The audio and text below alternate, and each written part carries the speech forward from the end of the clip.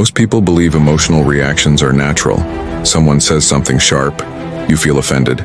Someone questions you, you defend yourself. Someone ignores you, you withdraw. It feels normal. It feels human. But what if that normal reaction is actually a quiet form of weakness? Look closely at how easily your mood can be altered. A careless comment shifts your energy. A sarcastic tone lingers in your thoughts. A single moment of perceived disrespect can replay in your mind for hours. Nothing physically harmful occurred, yet internally, your balance was disturbed. This is the invisible emotional trap, allowing other people to dictate your inner state. When someone triggers you, they are not just influencing your mood. They are temporarily controlling your focus, your energy, and your thoughts. And most people never realize this is happening. They believe they are reacting to injustice when in reality they are surrendering authority. Notice how the body responds. The heartbeat changes, the jaw tightens, the mind searches for a comeback. It feels powerful in the moment. But that surge is not strength. It is reactivity. Strength is the ability to remain composed when provoked. The trap becomes more subtle over time. You begin to anticipate being offended. You scan conversations for tone. You interpret ambiguity as attack. The world feels more hostile, not because it is, but because your internal filter has shifted. And here is the uncomfortable truth. If other people can control your emotional state, even briefly, then your emotional stability is conditional. The Stoics understood this deeply. They knew that offense does not reside in the event itself. It resides in interpretation.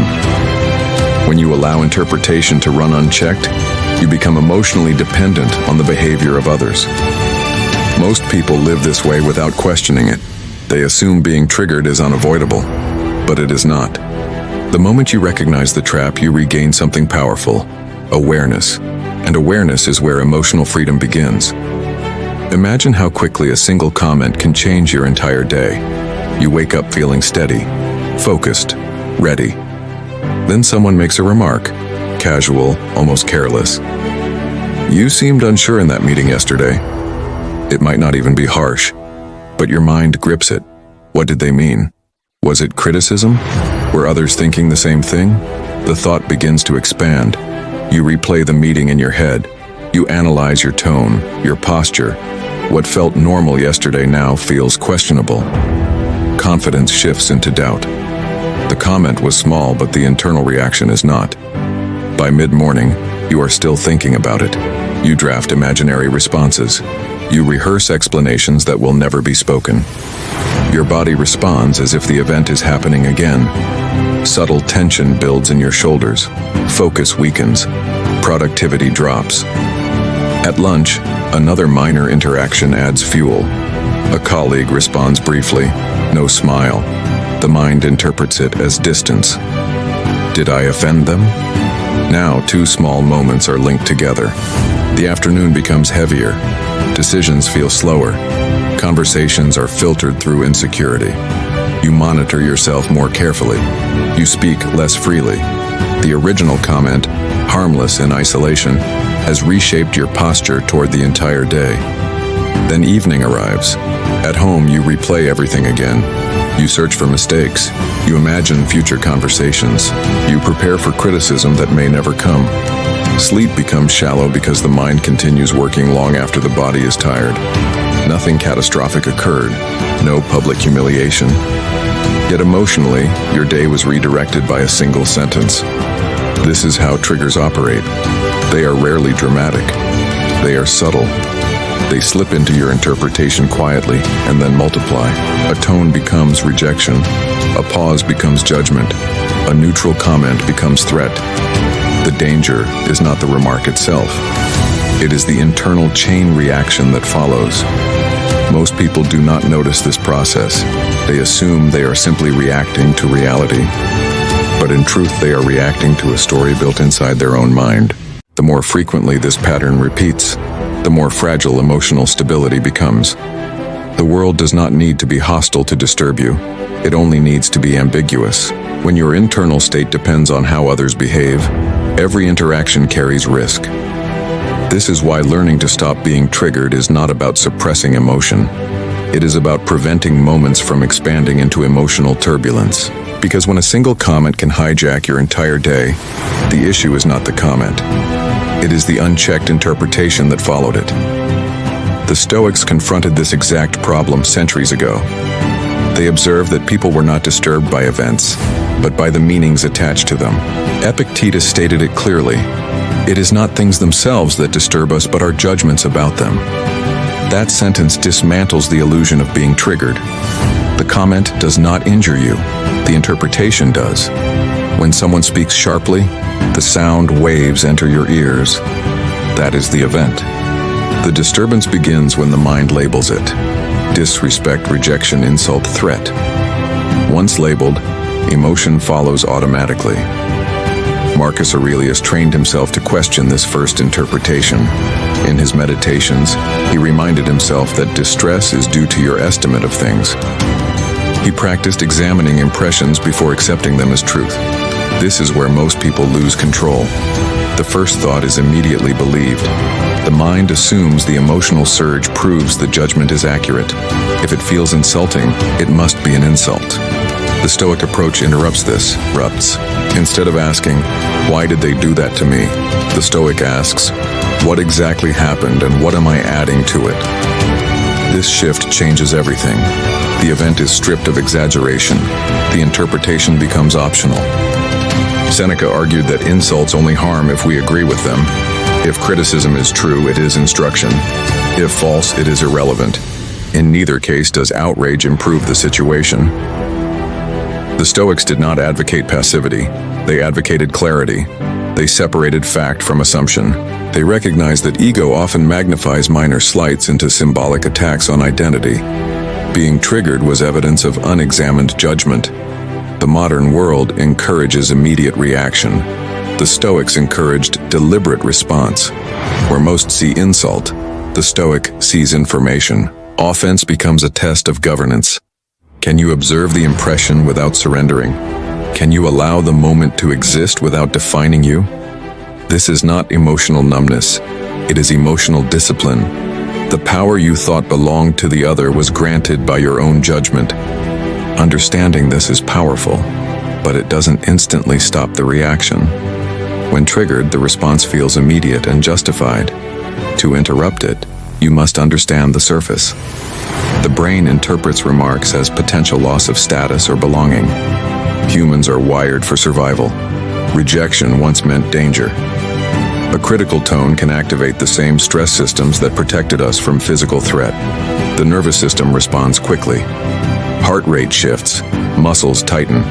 The body prepares for defense before conscious reasoning fully engages. In that moment, reaction feels necessary. But remember, between stimulus and response, there is a space. In that space lies our freedom. The ego intensifies the experience. Ego is not arrogance, it is attachment to how you see yourself. When someone challenges your competence, intelligence, or character, the ego perceives instability. It seeks to restore control. The fastest way to restore it is reaction, explaining, defending, counterattacking. There is also a subtle reward cycle involved. When you react, especially with sharp words or visible confidence, you may feel a brief surge of relief. That relief reinforces the behavior. The brain associates reaction with restored stability. Over time, this pattern strengthens. Cognitive distortions further amplify the trigger. The mind assumes intention without evidence. It personalizes neutral behavior. It exaggerates minor signals. A short response becomes hostility. A delayed reply becomes rejection. Because these interpretations arise quickly, they feel factual.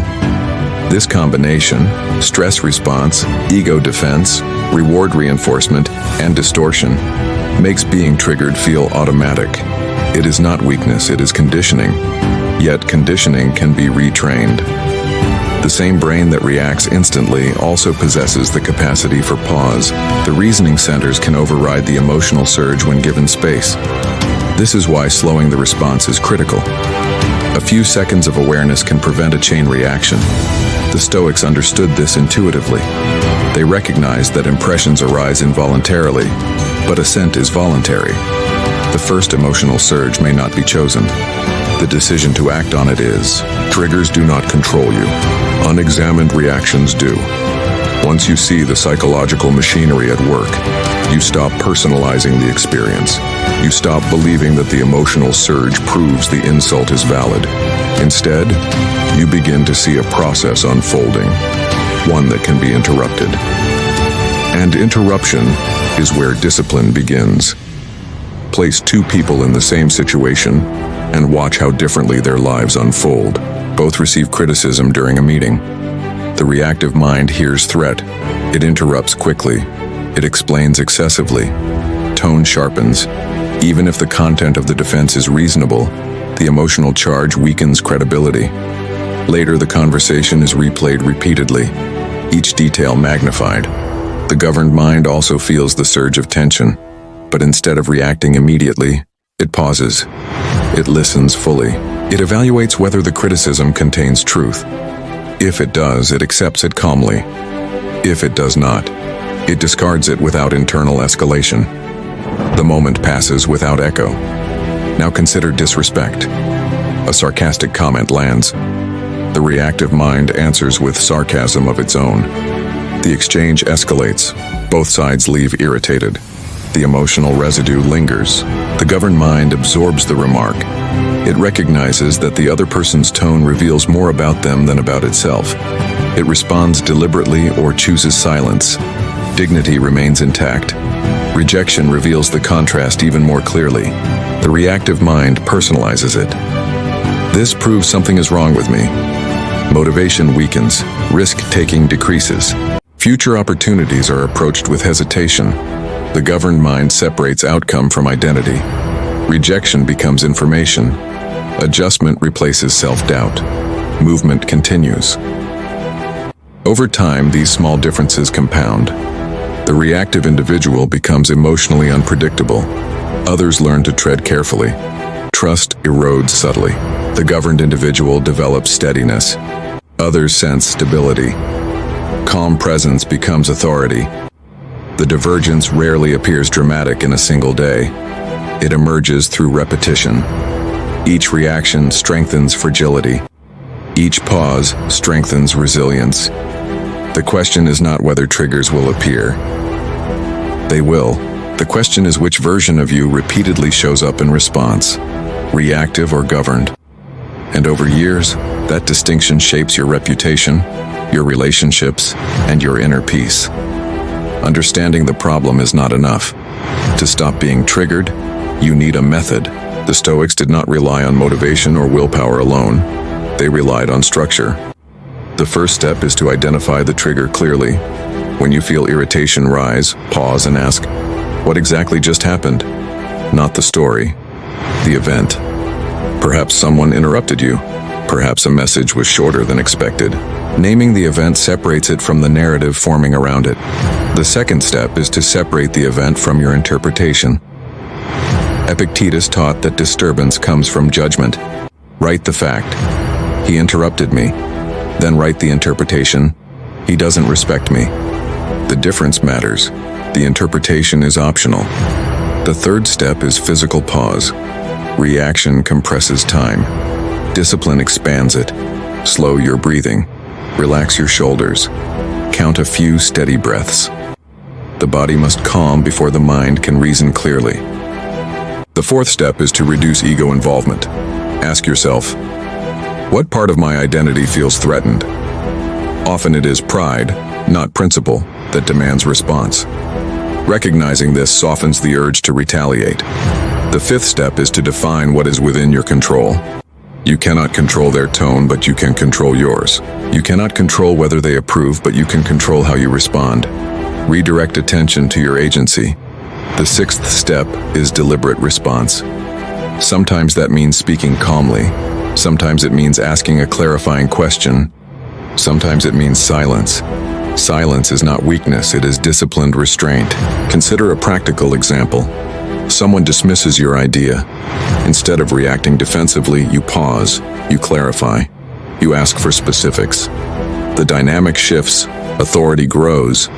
Each time you interrupt the loop, you weaken it. Being triggered is automatic. Staying triggered is a choice, and discipline begins in that space between stimulus and response. Stopping a reaction once is progress. Stopping it consistently requires training. The Stoics did not depend on inspiration, they depended on repetition. Emotional detachment is not built in dramatic moments. It is built quietly every day. One powerful practice is reflective journaling. Marcus Aurelius wrote to himself not to impress others, but to correct his thinking. When someone triggers you, write the event exactly as it happened. Then write your interpretation. Seeing the difference weakens exaggeration. Over time, this practice builds clarity before emotion escalates. Another discipline is voluntary exposure to mild discomfort. If you avoid every awkward conversation, your tolerance shrinks. Instead, deliberately engage in small, uncomfortable situations. Express disagreement calmly. Maintain eye contact. Hold steady when tension appears. Each exposure strengthens composure. Silence is also training. Many reactions happen because we feel compelled to respond immediately. Practice allowing silence in conversations.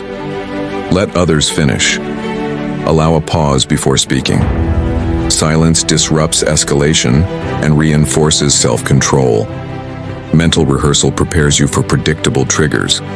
If you know certain interactions provoke you, visualize them in advance. Imagine responding calmly. Rehearsal reduces surprise and stabilizes reaction. Reducing stimulus overload matters as well. Constant exposure to social media and comparison amplifies sensitivity. Limit unnecessary input. Protect your mental space deliberately. These habits are simple, but repetition transforms them into instinct. Over time, detachment stops being effort and becomes identity. At some point, this stops being about techniques. It becomes about who you are. If you constantly work to manage reactions but still see yourself as someone who is easily triggered, the struggle never ends. True change requires an identity shift. You're no longer trying to stay calm. You become someone who governs himself. The Stoics rooted this transformation in virtue. Temperance restrains impulse before it becomes action. Courage allows you to remain steady when provoked. Wisdom examines impressions instead of accepting them blindly. Justice ensures that your response remains fair, even when your ego is challenged. When these virtues guide behavior, emotional detachment becomes natural. You stop measuring yourself against every comment. You stop seeking validation in every interaction. You stop allowing small remarks to define your internal state. Externally, people may still criticize, ignore, or disagree. Internally, you remain anchored. That anchoring is not arrogance. It is discipline. The untouchable mind is not cold. It is controlled. It feels emotion, but does not surrender to it. It recognizes that dignity is preserved not through retaliation, but through restraint. When identity aligns with governance, triggers lose power, and power shifts back to where it belongs, within you. The difference between being triggered and being governed may seem small, but over time it reshapes your life. Each time you choose composure over reaction, you reinforce credibility. Others begin to see you as stable, measured, and reliable. In conversations, you are not easily shaken. In conflict, you do not escalate unnecessarily. This steadiness becomes a quiet form of authority. Emotionally, the shift is even more powerful. You conserve energy that would have been wasted replaying insults or defending pride. Your focus sharpens. Your mood stabilizes. Small disruptions no longer hijack your entire day. Leadership presence grows naturally. People trust those who remain steady under pressure. Authority does not come from volume. It comes from control. Contrast this with a reactive life. Relationships strain under volatility. Even success feels fragile because it depends on others behaving perfectly. Over months and years, the gap widens. One path builds resentment and exhaustion. The other builds resilience and confidence. Emotional authority compounds quietly. It strengthens reputation, deepens relationships, and stabilizes identity. And over time, that steady governance becomes unmistakable strength.